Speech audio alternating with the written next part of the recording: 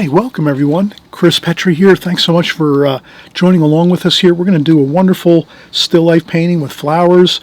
We'll cover everything you need to know. We're going to start off with a preliminary sketch, a light, very, very light sketch first to get everything perfectly centered into our rectangle, our painting surface. Then we'll go with a darker pencil line over the top, which is our contour drawing, where we get more details and we follow that first light sketch we did, our preliminary sketch, and then after that we're going to paint. And I'll cover everything with you step by step as we go.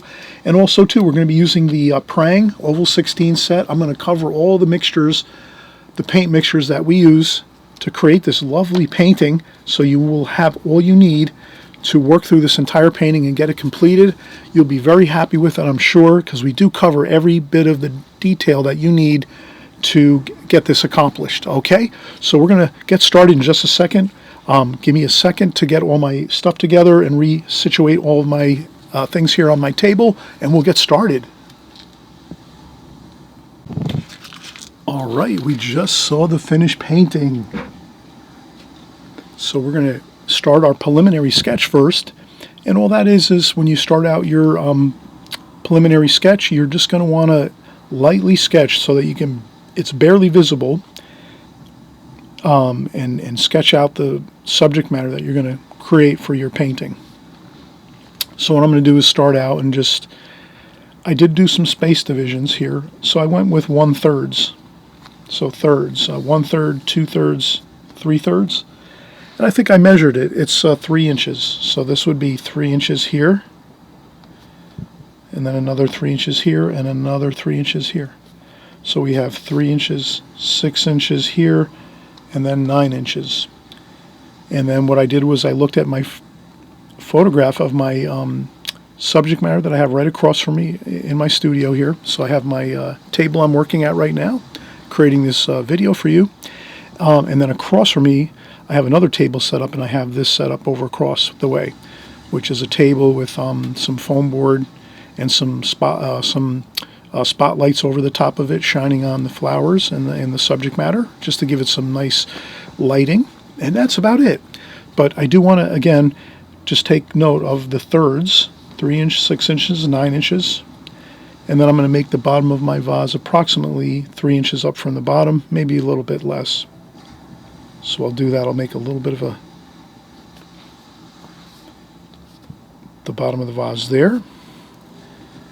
And then what I'll do is I'll just try to remember that about a little bit below 2/3 up from the bottom, I want to make the top of my vase. So I'll do that about there. Okay, and then I'll just come up here.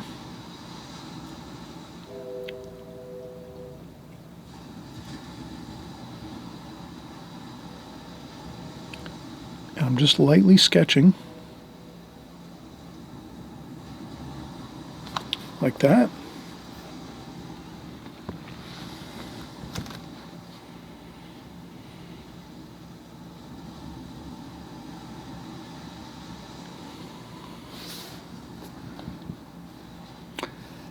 And then over here, there's some green leaf forms, so I'm just going to lightly sketch again, and some white flowers there, and then a beautiful red rose over here, like that. And then another small red rose there, and a bud, a red rose, a bud of a red rose there. And then over here we have some more leaf forms, like this. And then over here we have a beautiful white flower.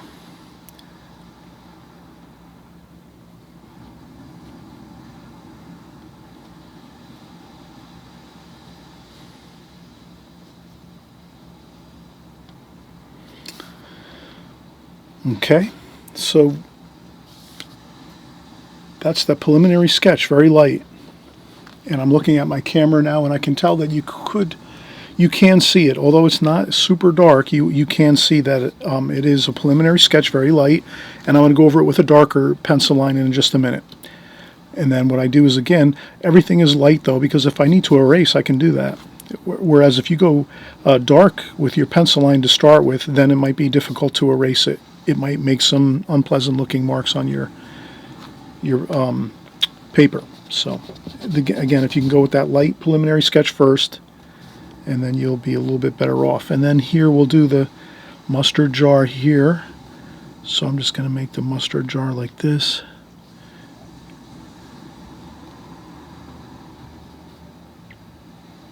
Like that.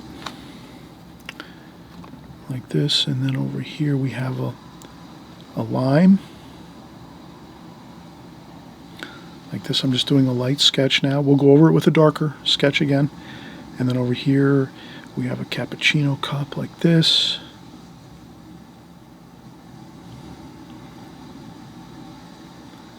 And then we have a lemon here.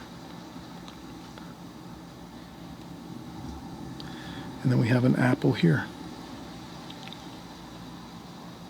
Like that.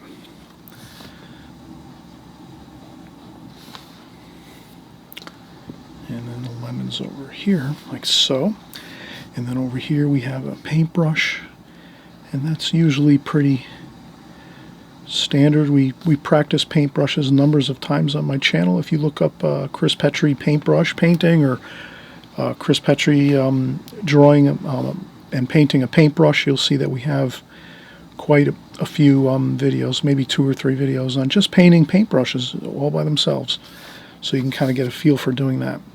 Alright, so we have pretty much everything lightly sketched, just like we have here in the picture. I will not really get involved with any of the tablecloth or anything like that. I think I just want to leave it white paper. So I'm just going to pretend that it's a white tablecloth and white walls behind, so I won't worry about any of the again, stripes on the tablecloth here. We're just going to pretend we don't see those. Maybe we might make a line across here just to make a shadow of perhaps, you know what, I'm just going to leave it without the table, without the end of the table here. I think I'm just going to leave it all white paper. The only thing I will do is I will make a back of the table. I want to kind of have that. That's really nice to have the back of the table, because it really kind of keeps everything feeling like it's sitting on a table. So at least if we have the back here, which shows the back of the table, we're going to be much better off with our overall composition. I think we can agree on that. And then we have some blue here on the top of the vase. There's some blue. It's a clear glass vase. And what we'll do is we will create some stems here for our flowers in the vase. I will do just, I'm improvising a little bit with my stems. I don't want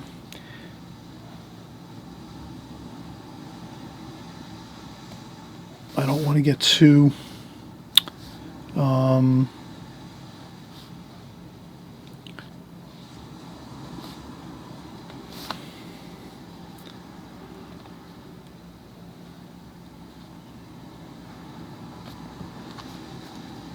okay, I just want to make some vertical lines within the vase to show that we have stems in there.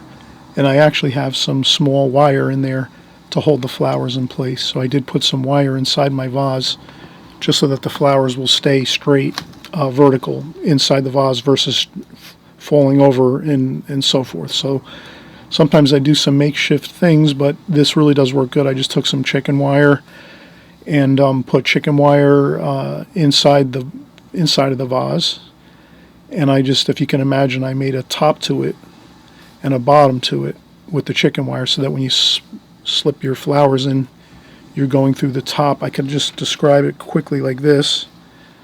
So what I did was I made something like this. So the chicken wire is all like this. And then I made a top to it too, so the chicken wire is on top like this. And then also here, about just below the bottom of the vase, there's chicken wire across here too, so that when I slip my flowers down into these are silk flowers that I ordered special. Prestige Botanicals is the name of the company I ordered them from, and they do really beautiful silk flowers. So, but what I did is I made those grids with the chicken wire, so that when I slip my flowers down into the vase, they're going to stay upright and they won't slide and fall over. They'll be more, it's easier for me to arrange them quickly. I thought I would just put this in here quickly because I know some of you are going to probably wind up doing this. You're going to want to have your own silk flowers versus buying fresh flowers all the time. I really, it's just a little more difficult to do that, to buy fresh flowers all the time. So I'm buying silk flowers to do my arrangements. And then again, if I make this small makeshift type of thing like this, and if you needed to, you could always email me or leave a comment in the comment section. I can kind of describe to you how I built this little bit of a wire mesh inside my vase so that you can have your flower arrangements more organized better, where they're not going to be falling over, and you'll have a harder time arranging things if you don't have these kind of like aids to help you to keep the flower arrangement really looking good. So that's how I did it, actually, to keep everything looking good. Versus, you know, again, falling over this way and that way and then trying to set it up and take pictures. And so this is, you know, I set it up perfectly, then took my picture like we have here, and now we can work really comfortably. All right, so this is it. Preliminary sketch done. All right, so we got it.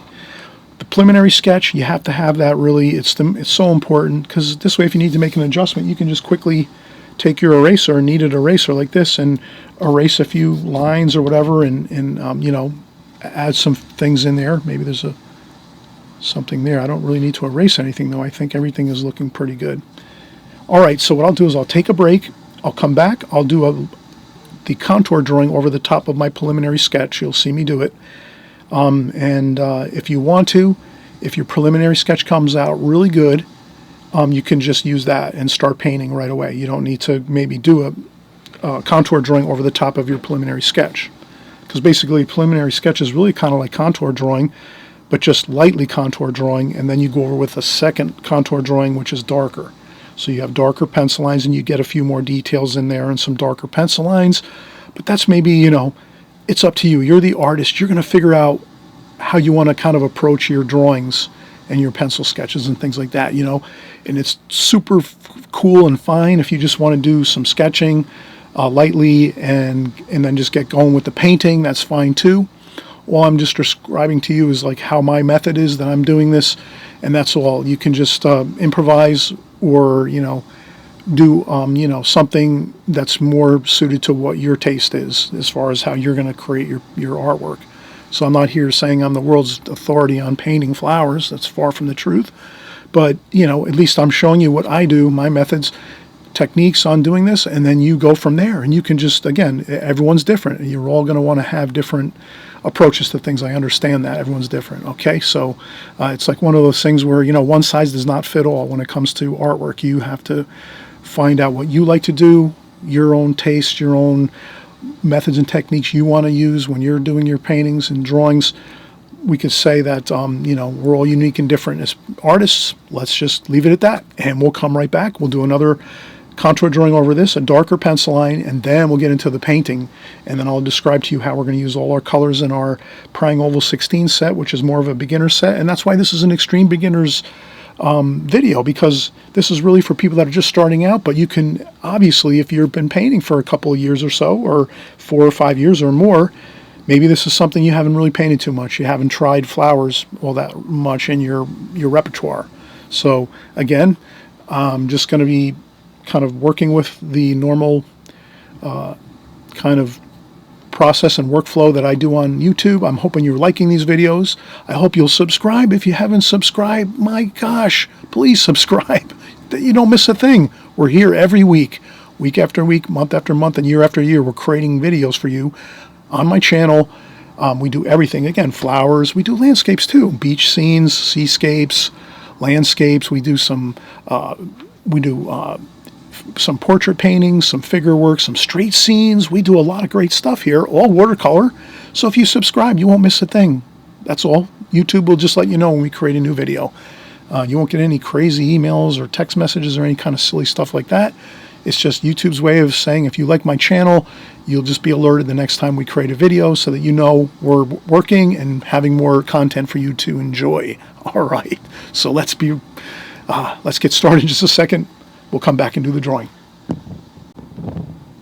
All right. right, we're back and we're going to start our contour drawing, which is basically our darker pencil line drawing that goes over the top of this. And what I'll do is I'm going to get more detail now. We have kind of the overall silhouette of the whole scene here, the subject matter, and you know, it's a basically a still life painting with flowers, so a flower still life.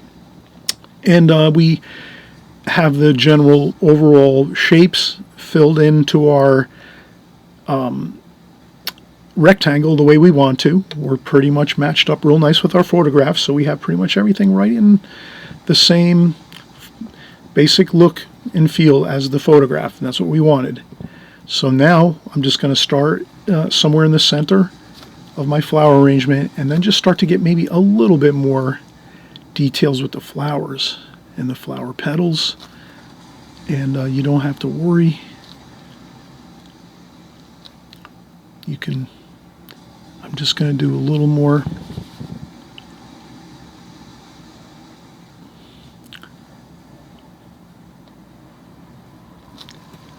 detail to that, that's all. And then up here, I'll just move right over to the rose over here.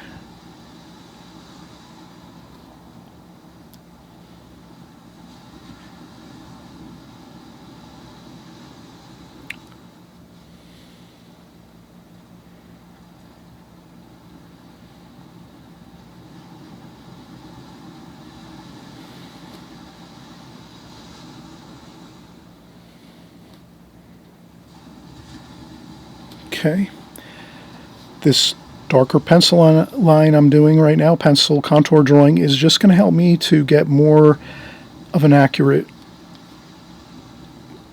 drawing, so that it's going to look very close to what we have here in the photograph.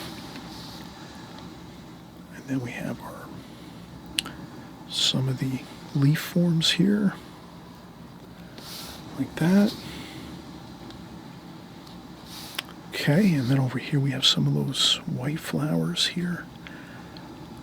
With some beautiful petals on these flowers, and we're going around here. And then we have that there. And then maybe some more green leaf forms over here, maybe another couple of...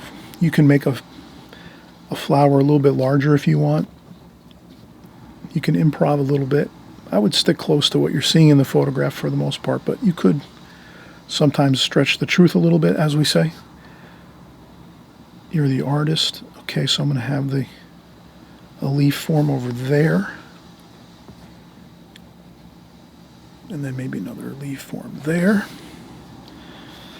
And then we're going to come down here, and we'll just go over the handle again.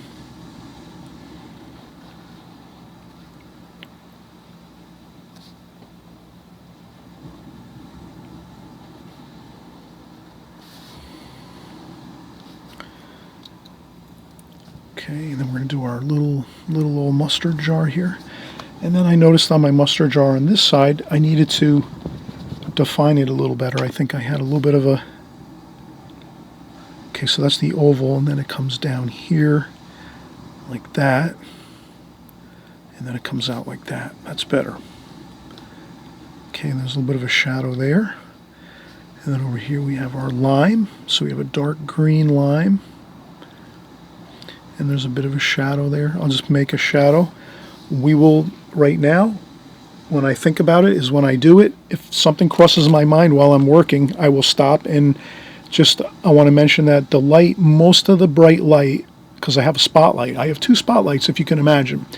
I have one large spotlight over the top of this flower arrangement, which is up here, about right here, shining down this way. So I'm just going to put that light fixture like this.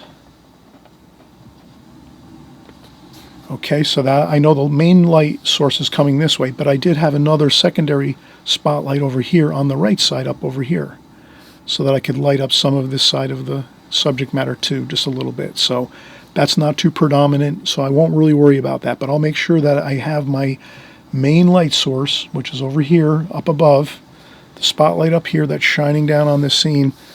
I put it up here too, so it just helps me to remember, okay, this is where my light's coming from. And I create it with a Sharpie so it's nice and dark, and I can see it really easily when I reference it. And then, okay, so we're still working on the main flowers here, and then over here we do have another green bit of leaf form there. And then we're working on our mustard jar here. We did our lime. I'm going to come across here.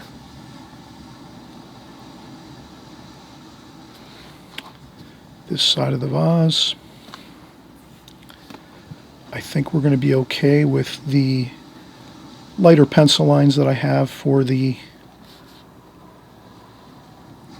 stems. So I might go over a few with a little bit of a darker line, but that looks fine to me. And then over here we have our cappuccino cup. So I'm going to keep working with that like this. The handle's over here. Then we have our lemon here. And then if my drawing of my lemon gets a little bit, I'll just do that. A little bit of a fix-up on my lemon.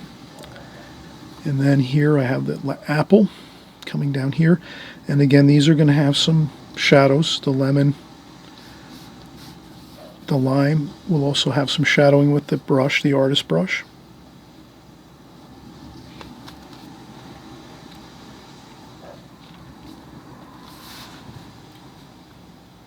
All right, this looks good.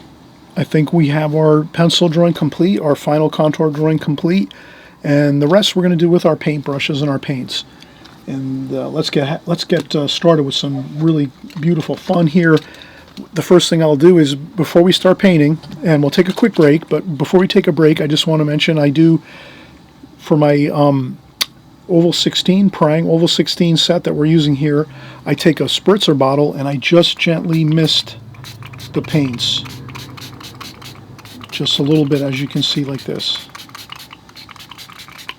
That's it. I wouldn't spray anything more than a little bit of a misting on the top of your paints, because they're really going to activate beautifully. That's what's great about the, if you're just starting out in watercolor, or you've been working a couple years and you're still working a lot and learning a lot about watercolor, when you use this Prang Oval 16 set, it's the most user-friendly palette you could ever have. You spritz it for, like we just did, and then you're ready to paint. And then you can just leave it like this. You can fold it up and close it. You can leave it out like this, whatever else, doesn't matter. You can come back a day later, a week later, a month later, and then all you have to do again is just give it a little bit of a spritz and you're ready to paint again. So it's very much different than squeezed tube paint. And that's when you're starting out with watercolor, maybe your time is going to be more invested in drawing and painting, and you're not going to want to be kind of futzing around too much with oil paints and squeezing out stuff. And a lot of times oil paints, when you buy the when you buy the tube paints, a lot of times if you put them into a palette, a lot of times they dry up and they get really hard and they don't reactivate good, well. So when you use the Oval 16 set, the Prang Oval 16 set, you just spritz it in beautiful colors you have right away. You don't have to worry about spraying it for like an hour before or 2 hours before and then putting it in a plastic bag and all this other stuff. I'm just saying, when you're just starting out as an extreme beginner, or you're just beginning out your first year or so, or 6 months, make it easy on yourself. You get a Prang Oval 16 set, you work with this, and then once you get used to it, then you might buy some tube paints. That's fine. That's really good. You get a little more rich, beautiful color with tube paints. But this is fine when you just start out. And for flower paintings too, this is just a great set to use. You'll see how good we're going to really, you'll see how beautiful the colors look when we're working on this bouquet and this still life here with this Prang Oval 16 set. Trust me, it's going to look beautiful. You'll be happy with the results. And we'll just get started in a second or two. I just want to take a quick break and let this just sit for a few minutes with the water on here. We just spritz this with a little bit of water, and we'll get painting in just a minute. All right, so we're getting started. We're going to paint our flowers in still life. I have some fresh, clean water over to the right, crystal clear water. I change my water often when I'm watercolor painting. So I have that to my right over here. And then here we're going to start to just mix up a little bit of colors in our pan over here, just so we can maybe come up with some colors that we're going to be happy with. So let's say our rose here, we're going to use some of the red here, and this red as well, which is kind of like a reddish orange. That looks pretty good. And maybe a little bit of blue. And when we mix that blue with the red, it becomes like a violet, like a purple. So we have that there. So that's for our rose. And then maybe we'll start to look at the greens, and that's kind of, we'll just, for our greens, we're going to mix up a lot of green here. We have quite a bit of green leaf forms. And we'll mix some yellow in there too. So yellow and our two greens, dark green, like which is a sap green, and then like a light green, which is like a kind of like a leaf green or a olivey type of green. But suffice to say, we have some good greens here, maybe even a little bit of blue to make some of that darker green with some brown. Right here we have some brown. So blue and brown, purple even too, just to get a little bit of a dark there. Rinse off the brush. More greens up here. We're going to use quite a bit of green, so let's just give ourselves a lot of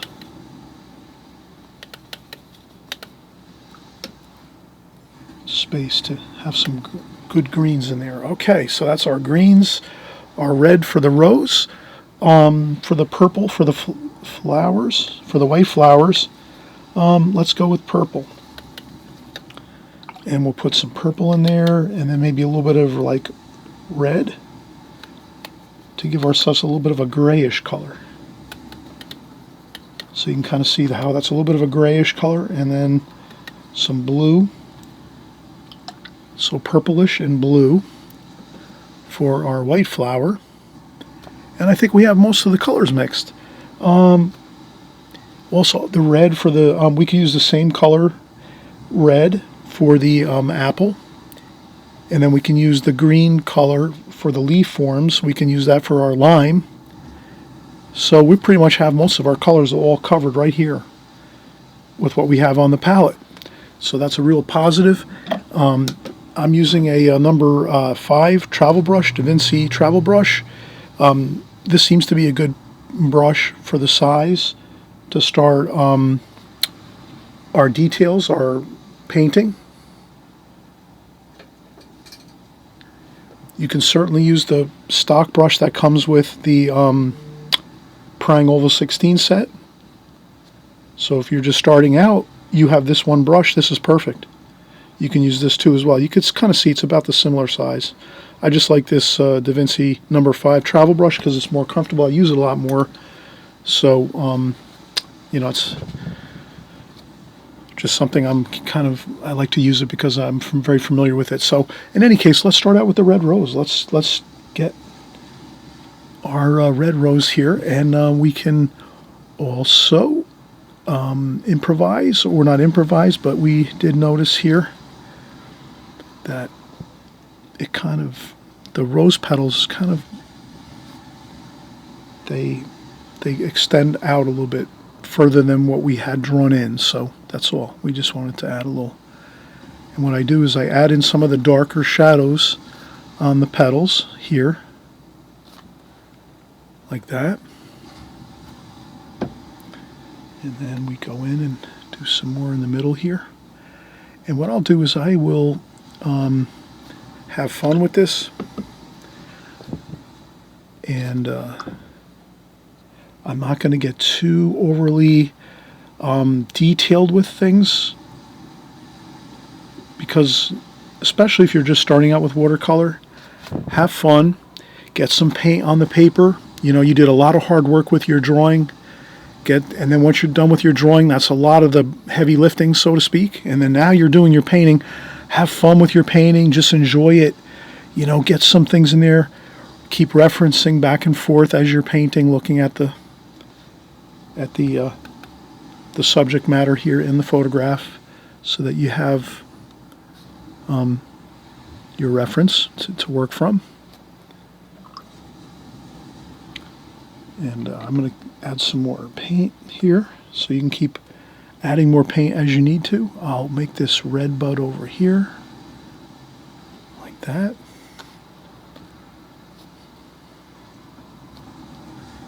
Okay. And there's another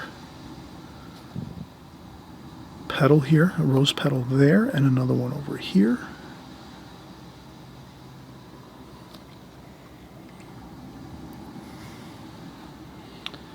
And then some blue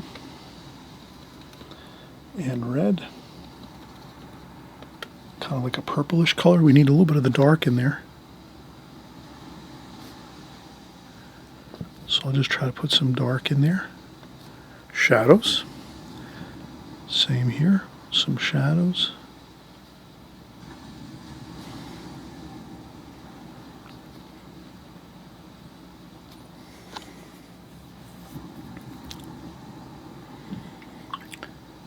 Okay, now we'll take some greens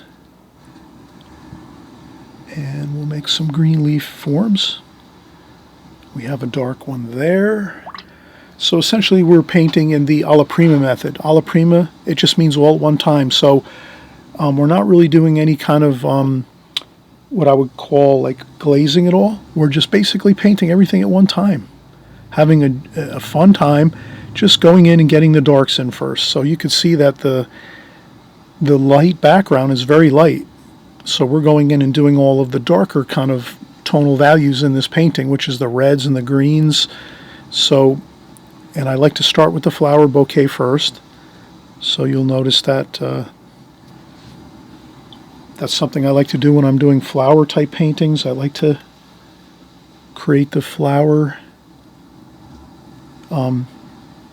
bouquets first as I'm working. And we have,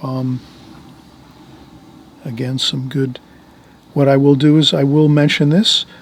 Please don't fill in your whole bouquet with color and greens and so forth. Leave some white paper in between. Even though the photograph might look like it's kind of all packed in there, you can see tons of greens and all kinds of, this is what we call artist liberty. And what that means is take some liberties and just make a mental note that your painting will look better if you have some white paper here and there all throughout your whole bouquet of flowers versus painting it all solid. So can you see what I'm kind of getting at here? I hope you do. Like in here, right away you can see I'm painting, I'm leaving white paper in there. And that's really good to do. I hope you'll do that. And then, let's see, more greens. Yes, we do have more greens up here. Let's do this here. So we have that leaf form there. I will do a couple splashes over here and there, just to get some variety going. Variety is the spice of life, and also the spice of our watercolors. So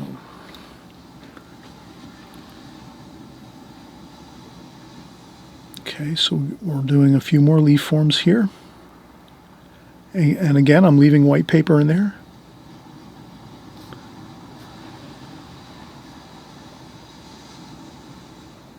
There might be a dark over here.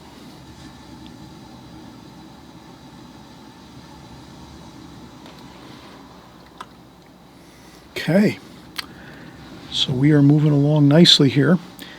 And I figure, why not? Let's get some stems in here.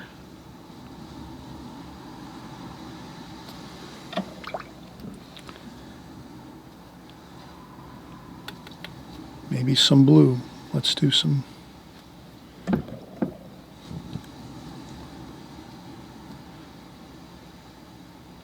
some blue.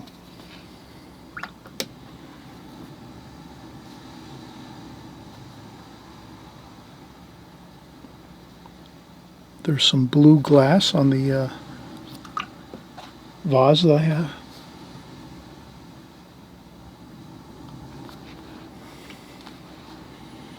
Some brown and green.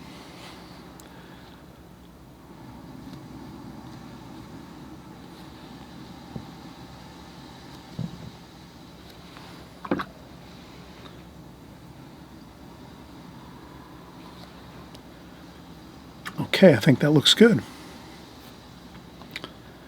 So we have our stems.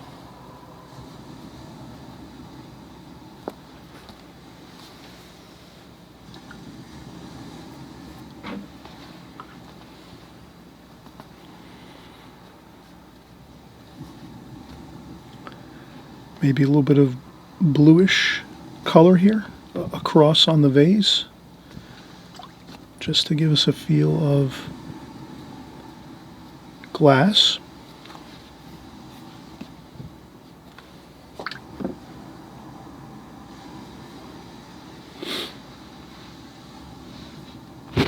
Tissue in case you go over a spot.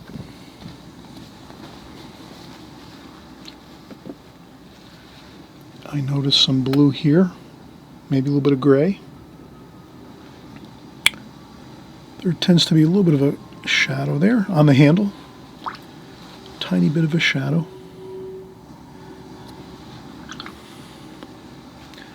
A little bit of some yellow and maybe even some orange to give us some warm and cool. So we'd rather have some little bits of warm and cool everywhere. So I will put some orange in there. Okay, I'm going to let this keep drying up here in the bouquet. We do have some more.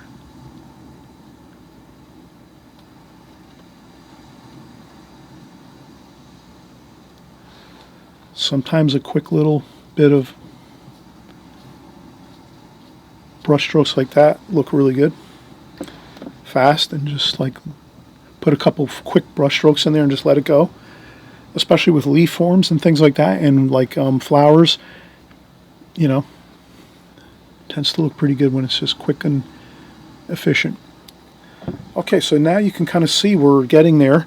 We have some good darks up here with our red rose and our green flower, our leaf form shapes, and also here, the leaf form shapes down this bottom portion of the bouquet.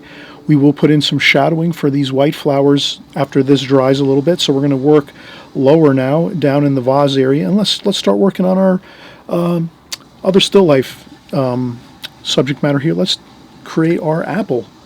So we'll take our apple and let's get our apple here.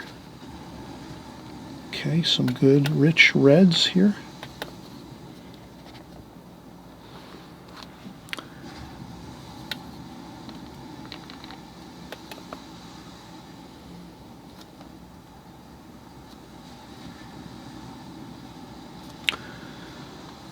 Okay, so we have some good rich red for our apple. We rinse off our brush, dry off a little bit of the water, and maybe we just lighten it up a little bit as we go. Up here we have a little bit of green too.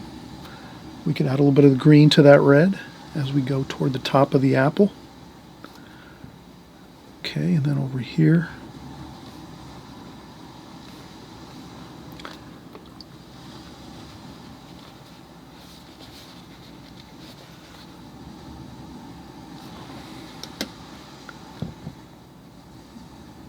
and I'll leave a little bit of white highlight on the paper.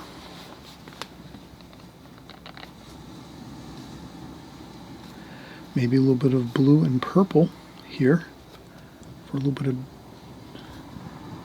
dark over here. The light is coming from this way like this, so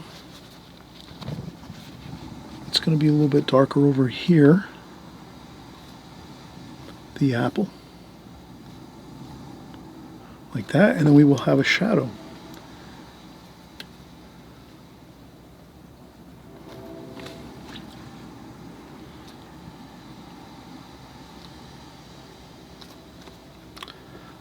Okay, we are having a fun time here.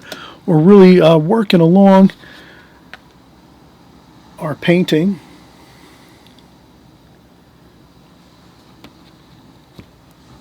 And what next? Well, let's take some blue over here. So grayish blue, like that, purplish blue.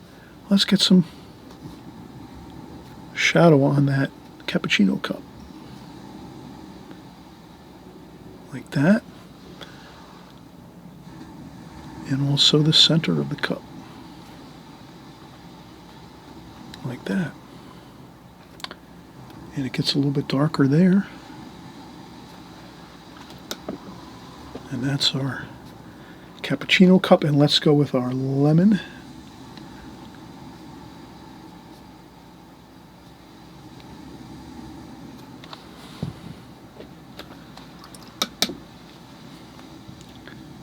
And then what I do is I rinse off my brush and then dry off some of the water so that I just have a damp brush. And then I leave a white highlight on the paper.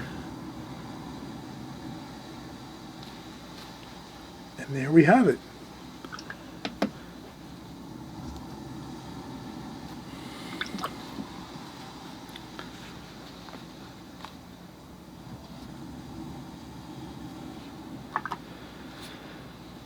Okay, and then we have a little bit of some details on the mustard container.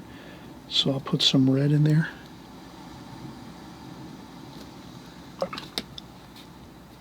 And some darker mixes there.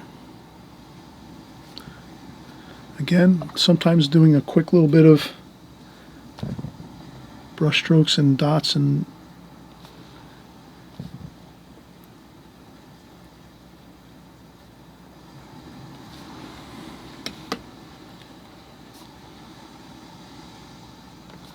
okay. Green, let's do our green. Lime, so we have a lime here. And then this lime is going to have a shadow. The shadow side is over on the right side. The light, again, is coming from this direction. So we'll leave a, I'll rinse off my brush, dry off a little bit of the water, and just use a damp brush. And I will leave a little bit of light over here on the top, like that.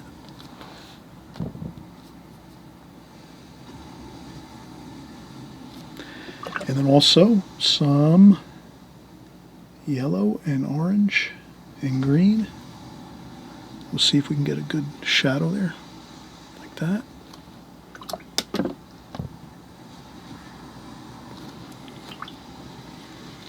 Maybe the shadow should be a little lighter, so I just lift up a little bit with a tissue, blot up a little bit.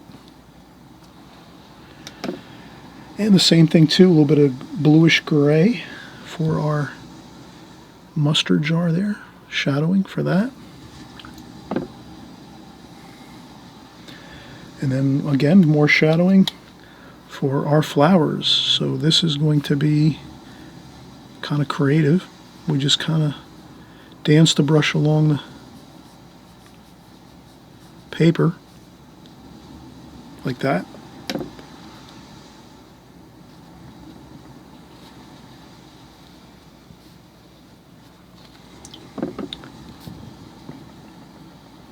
And that gives us our shadowing for our vase and flowers this way. A little bit of splashing this way. So I just tend to take my brush, get a little bit of that like grayish color, right? The grayish mix that we have here, purplish blue with a little bit of red and maybe some green. And I take my brush and I swing my brush this way, and then I tap as I'm swinging this way.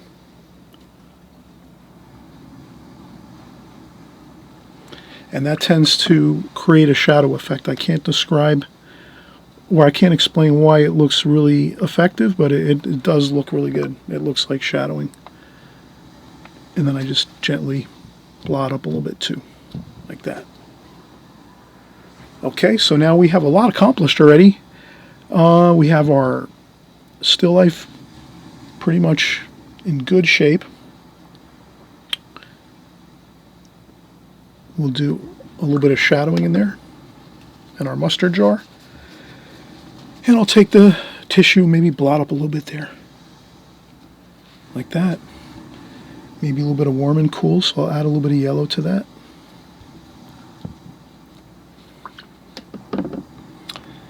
And we'll do our paintbrush. Once we take a break now, we'll get a few more things completed, like when this dries over here, where we just did our shadowing for our flowers in our vase. Once that dries, we can do our paintbrush.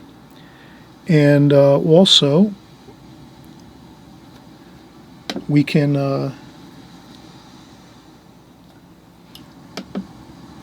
finish up the shadows on this bit of flowers here, these white flowers.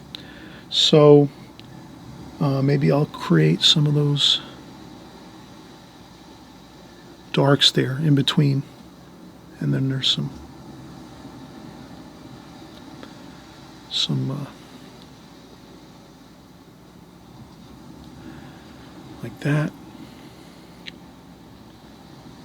Maybe a few of these little small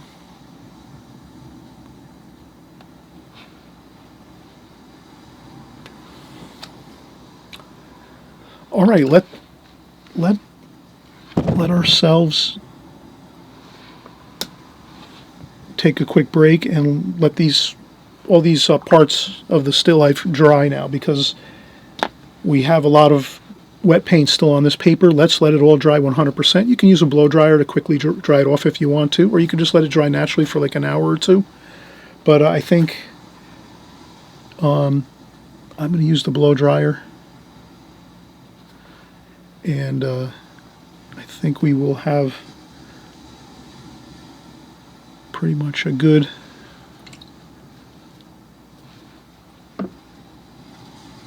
feel for everything. Once this dries, we can go back in and just finish up the white flower areas with the shadows, and then we'll finish the paintbrush, and then that's it. I think we're pretty much complete. Maybe we'll make a little small bit of shadowing along the back of the table here, but I think that's about it. We really have most of everything completed, so I'm glad you're sticking with us here, and let's finish out the painting 100%. So always remember, if you're painting any watercolor anytime, always remember, just even if it looks like you're halfway through and it's not looking that good, that's how watercolor is actually. That's one of those mysteries about watercolor. I've never been able to figure it out, but it really is true. A lot of times when you're working on watercolor, halfway through it, when you're not really like fully completed, it sometimes just doesn't look good, and it almost looks like it's going like not so great. But always remember, finish out your paintings 100%, then you can look at it after you're 100% complete and go, okay, yeah, it did come out pretty good actually. I just, in the middle of the painting, a lot of times watercolors do not look so great. It's only until you're finished with everything, all your washes, all your final details, that you can really then step back and look at it and say, okay, yeah, it looks good, or it looks okay. If it's not so great, no big deal. You're just going to flip the paper over and work on the back of the paper. But I noticed that with watercolor, that was one of those things that I learned, quite a few numbers of years ago, that a lot of times when you're like a quarter of the way through or halfway through a watercolor, a lot of times it just doesn't look all put together and look really good. But it's only until you finish everything out 100% that it all comes together for you. So always remember that. Finish out your painting 100%, then step back and look and go, oh yeah, okay, it looks pretty good. And I think we're gonna have that same situation here. Right now, it still looks pretty unfinished. The flowers aren't finished in the bouquet. That looks a little bit awkward looking. This over here, the brush is not completed. Looks a little bit awkward, not so great. This kind of looks strange back here with this line across the back of the photograph here, where the back of the table is. That looks a little bit weird, a little bit, not so good. So we're not going to worry about it. We're just going to finish out the painting 100%, and then we can step back and look at it and go, oh, okay, yeah, looks good, or oh, okay, yeah, we can do better on the next one. Let's try it again in a few weeks or a month or two from now. We'll work on something different, for the next week or something like that. So let's kind of keep that in mind when you're painting. There's a mystery to watercolor, and it's always like, just keep that in the back of your mind. Finish out your watercolors always. Don't leave them half finished and then just walk away from them. Definitely finish them 100%, and then you can make that determination whether you had a good painting or whether you just have to, practice a little more and start another one. That's all. No big deal. All right. So with any luck, we're going to finish this one and have a good time doing it. Be right back. All right, so we're kind of finishing up here. Let's see. Let's do some of the... I'll change out my water. You can kind of see how that water's looking kind of muddy and murky looking. So that's when I change out my water. I'll put some more fresh, clean water in my water bucket. And we'll continue here. And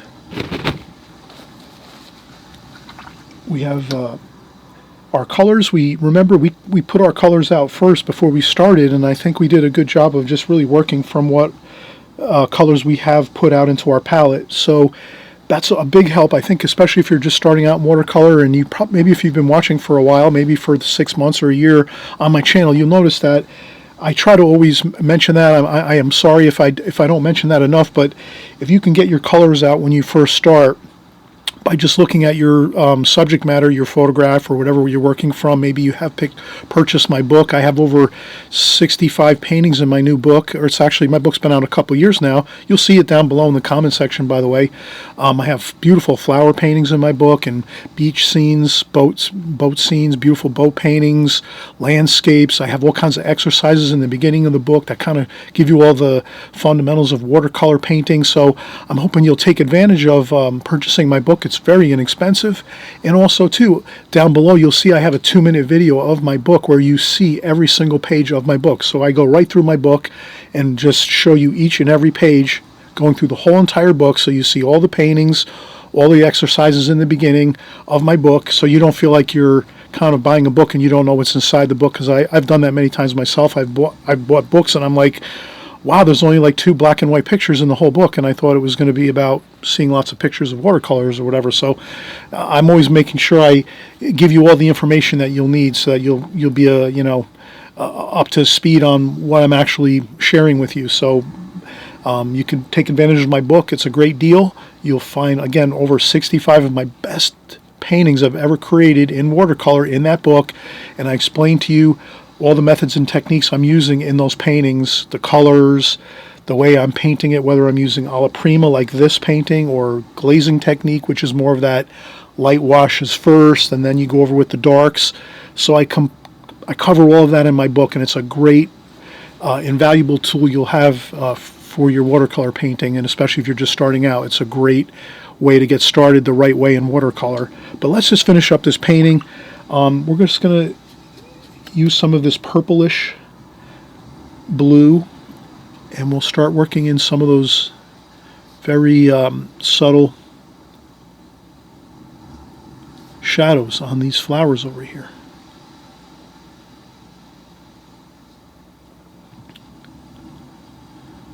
And so I noticed that the tops of the flowers are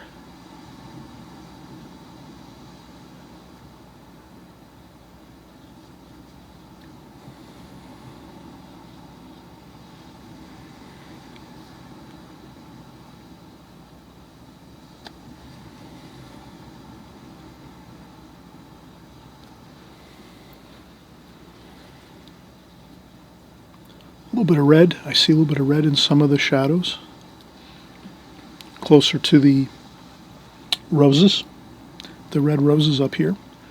So that's when I'll add a little bit of the red to the shadows. It does tend to pick up a little bit of that red from the flowers when it's closer to there. And over here too, same thing. Again, I'm just using some of that grayish, which is kind of like a blue and a purple, and a little bit of red and green in there too, but it's more of a grayish kind of color, but it's pretty, a gray in color. It's not really, it's more of a purplish color, a shadow kind of color, and that looks good. And then you can take some more green over here, and these are some of the greens that we have, like that. So you're going to leave, again, some white paper within your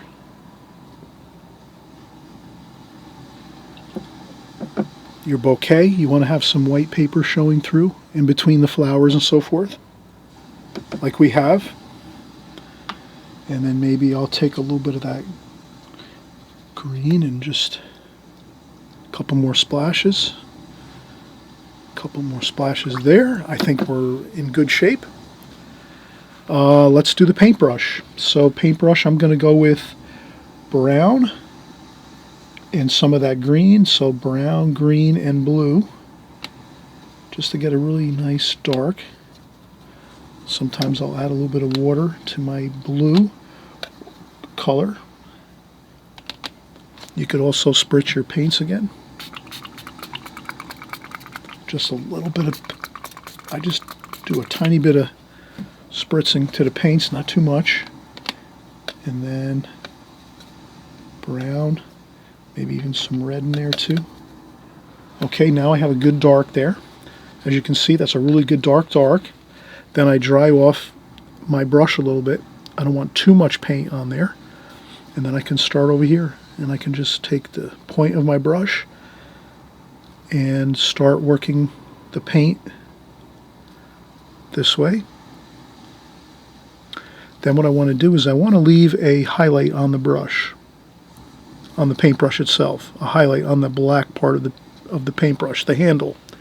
So what I do is I paint the bottom of the handle first, like this, and then I go along the top.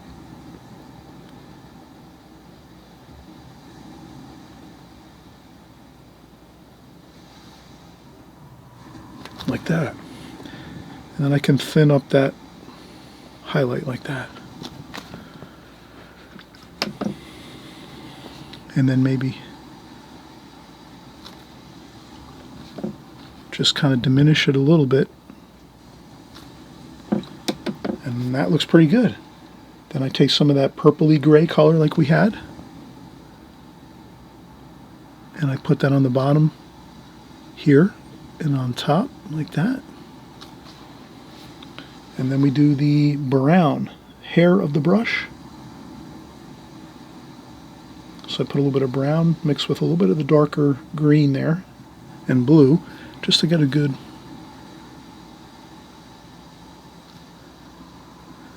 and I leave a highlight on the hairs of the brush too, like that.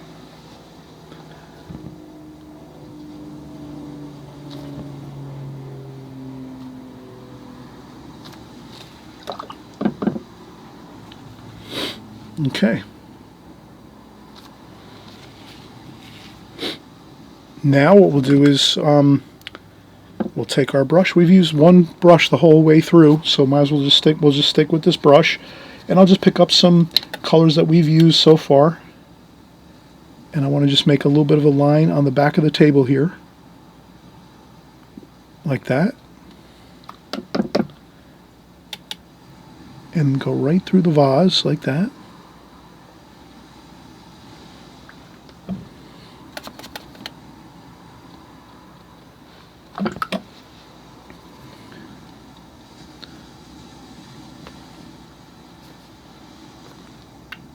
Then I take my brush and I swirl it a little bit,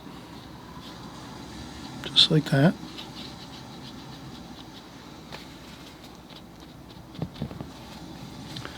And I did mean to paint over that line, so what we'll do is we'll get some white paint a little bit in a little while. We'll get some white paint, but I just wanted to, some blue.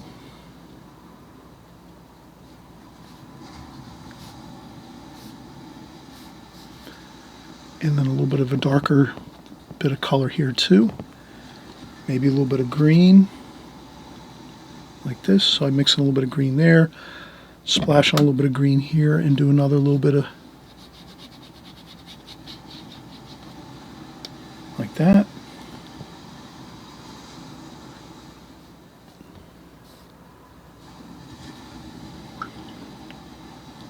And then dampen up the paper with some clean water and just kind of, and then I take my brush and I scrub a little bit on the brush just like this, and I just maybe do a couple marks on the paper just to kind of pretend there's some shadows over here and there. So I'll do a little bit of that, just some random.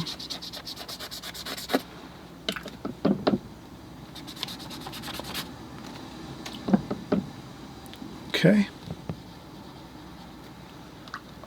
A little bit of that grayish color here, bottom of the vase.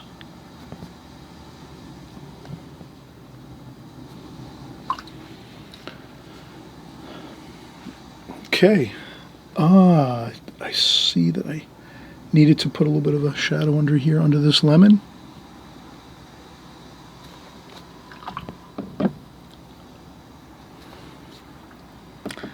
And then another bit of purple underneath my paintbrush. So I put some purple on my brush, dry off a little bit of the purple so that I don't have too much paint on my brush, and I want to just go underneath this brush with a little bit of shadow.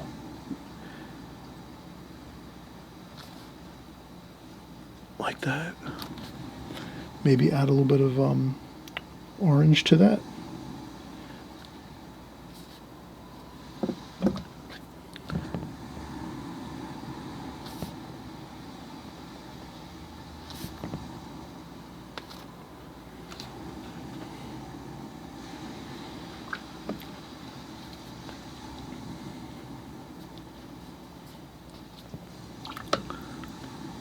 Okay.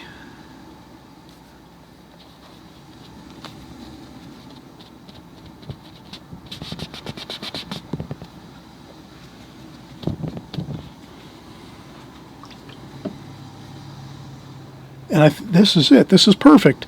So we've done a great job of capturing all the beautiful colors of the bouquet of flowers, the greens, the leaf greens, the white, delicate shadows, the purplish shadows in the white flowers, the beautiful red rose colors with the shadows, the darker and lighter sections of those leaf and petals, and also too some of the other again green leafy forms.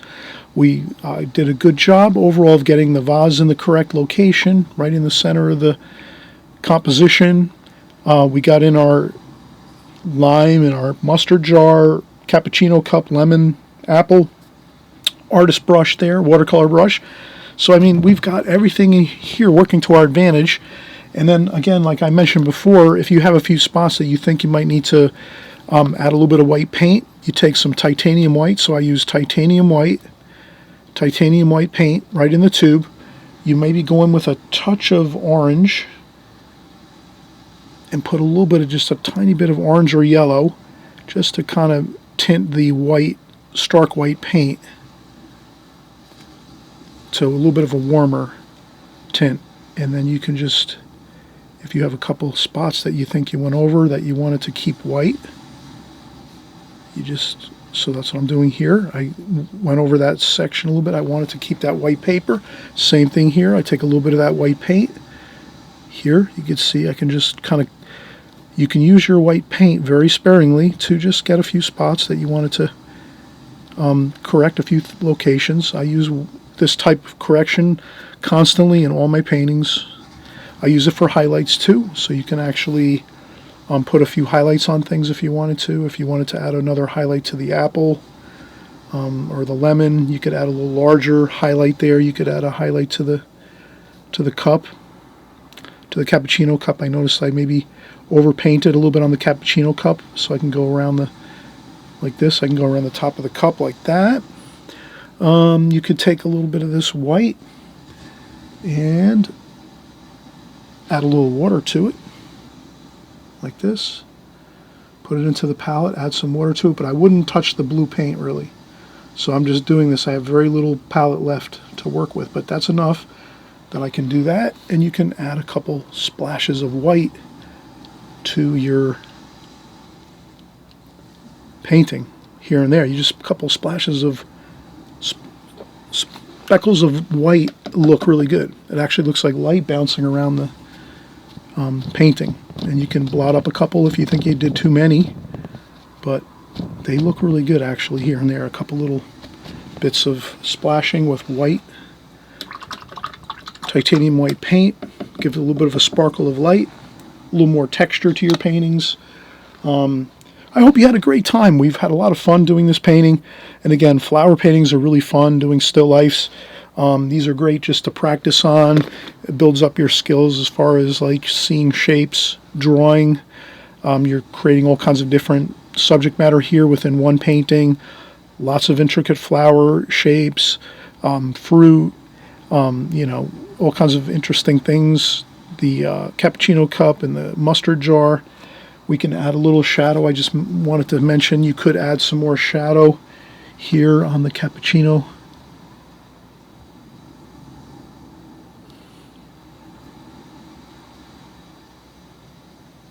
Like that.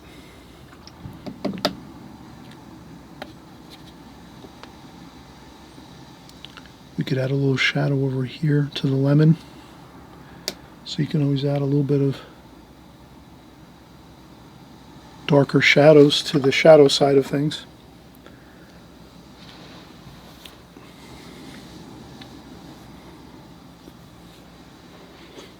You could lighten up this over here.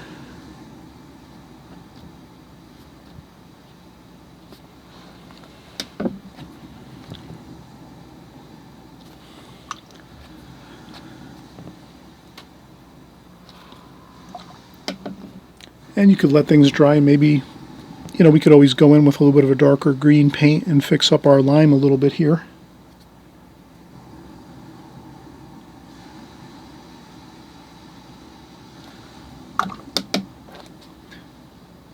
And then if you have something, I would let it dry. If you want to fix up a few things, you can let them dry. Some of the things that you want to fix up here and there. But I think this, again, looks really good overall. I'm happy with it. I think you'll be happy with your results as you finish up your painting. And again, always remember, finish up your painting no matter how it looks. Just work it through to the very final conclusion. Get all your washes in, all your paint mixes in. And then you look at it and then you say, oh yeah, I gotta work on this one more time. Maybe you work on it in a week or two. Maybe you don't want to work on it right away. You might come back to it, circle back around in a month or two or something like that if you really like the painting and you want to do it again. Or you just keep moving forward and doing other paintings that you might like to watch. Especially on my channel, I'm creating new paintings again every week, week after week, month after month, and year after year. We're creating paintings here on my channel, so I'm so thankful you're here working with us. We're having a fun time. Great working with everybody, and we're going to see you on the next video, okay? Talk to you soon. Bye-bye.